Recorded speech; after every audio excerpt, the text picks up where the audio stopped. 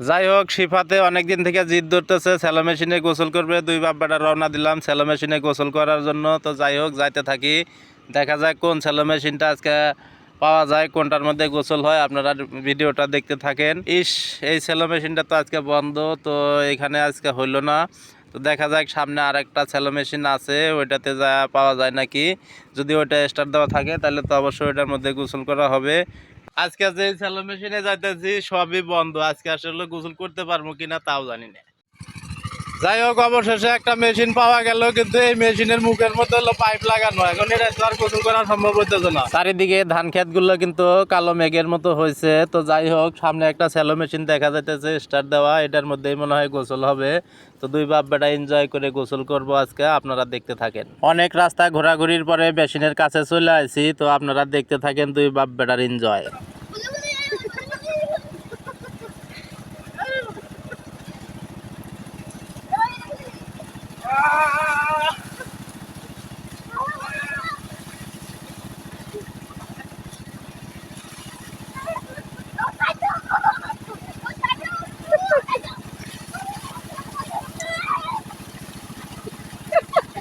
Shallow machine power পরে শিফাত কিন্তু অনেকটা এক্সাইটেড, কি আনন্দ করতেছে আপনারা দেখতেই পারতেছেন। আপনাদের ছোট ছোট সোনামণি, ছোট ভাই বোন থাকলে বা বোন ভাগ্নি থাকলে সকলেই নিয়ে এভাবে আনন্দ করবেন। একটু আনন্দ পেলেই বাচ্চারা অনেক খুশি থাকে।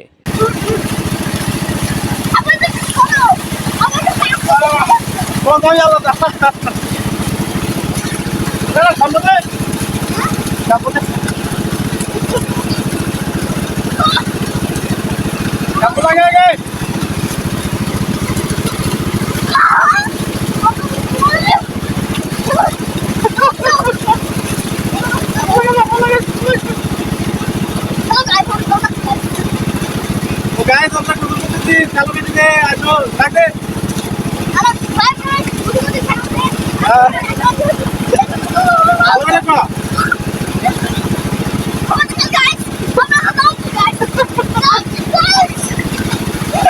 পানি খাবি